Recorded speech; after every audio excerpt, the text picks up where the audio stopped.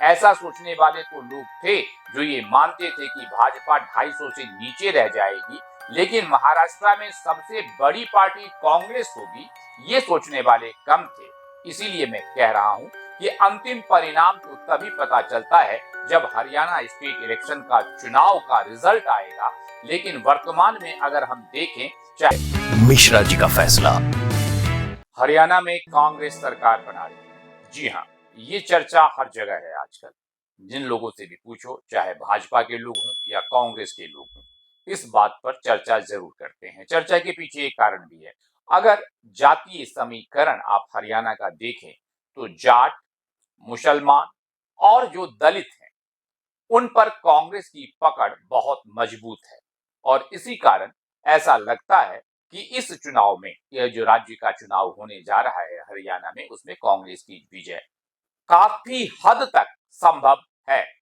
हरियाणा में अगर आप लोकसभा के इलेक्शन को देखें, 2024 नहीं 2019 की बात करता हूं, तो कांग्रेस और भाजपा में जबरदस्त अंतर था। कांग्रेस को बहुत पीछे छोड़ दिया था भाजपा ने। लेकिन उसके ठीक बाद जब स्टेट असेंबली का इलेक्शन हुआ तो उसमें कांग्रेस ने बहुत ही फास्ट रिकवरी की। हालांकि कांग्रेस से 10% ज्यादा मत तकरीबन था भाजपा के पास, लेकिन इसके बावजूद भी भाजपा अपने बल पर बहुमत प्राप्त नहीं कर पाई। फिर उसने गठबंधन से सरकार जरूर बनाए और 5 साल चलाए भी। अब अगर 2024 के लोकसभा इलेक्शन पर आ जाएं और 2019 से तुलना करें तो कांग्रेस का ग्राफ जबरदस्त रूप से ऊपर उठा। अगर आप कांग्रेस और आम आदमी के वोट को एक साथ कर दें तो वास्तव में भारतीय जनता पार्टी से कांग्रेस गठबंधन को ज्यादा वोट मिला। और अगर सिर्फ कांग्रेस और भाजपा को आप देखेंगे तो मतों का अंतर मुश्किल से 3% के तकरीबन था। जब आप 2019 में गौर करते हैं, लोकसभा इलेक्शन में भाजपा और कांग्रेस के मतों का अंतर 20 से भी ज्यादा था।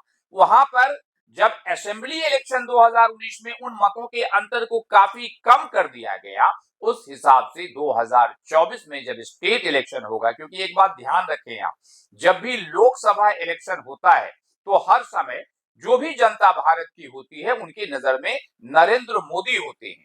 और नरेंद्र मोदी भारत के सबसे पॉपुलर व्यक्तित्व आज भी हैं, इसमें किसी को भी संदेह नहीं होना चाहिए।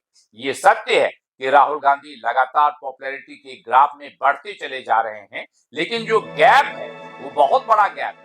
लेकिन स्टेट इलेक्शन में बिल्कुल अलग होता है। इसीलिए मैं कह रहा हूं कि 2024 के लोकसभा इलेक्शन में जो गैप, थोड़ा गैप था, अगर हम 2024 के असेंबली इलेक्शन में देखेंगे तो वो गैप निश्चित रूप से न सिर्फ पटेगा बल्कि कांग्रेस क्लियर कट लीड ले जाएगी। और 2024 के हरियाणा इलेक्शन में कांग्रेस को क्लियर कट एज है और वो वही चुनाव जीत सकती है और 10 साल तक के लगातार शासन के बाद हरियाणा से भारतीय जनता पार्टी का पत्ता कट सकता है और एक बार फिर से कांग्रेस वहां सरकार बना सकती है।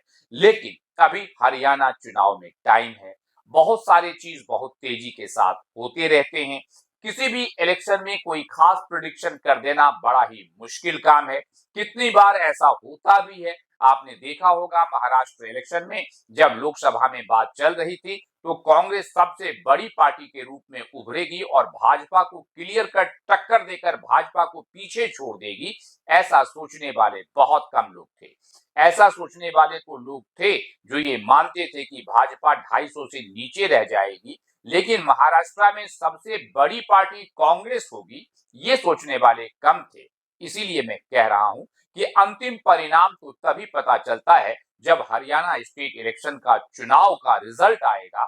लेकिन वर्तमान में अगर हम देखें, चाहे वो जातीय समीकरण हो या राज्य के जनता का मूड हो, सभी मामलों में कांग्रेस को एज है। इस हिसाब से हम कह सकते हैं कि इस चुनाव में, हरियाणा स्टेट इलेक्शन के चुनाव में, कांग्रेस सरकार बनाने जा रही है। आप सबसे अनुरोध है कि हमारे इस चैनल को लाइक करें, सब्सक्राइब करें। आपका ये कार्य हमें उत्साहित करेगा।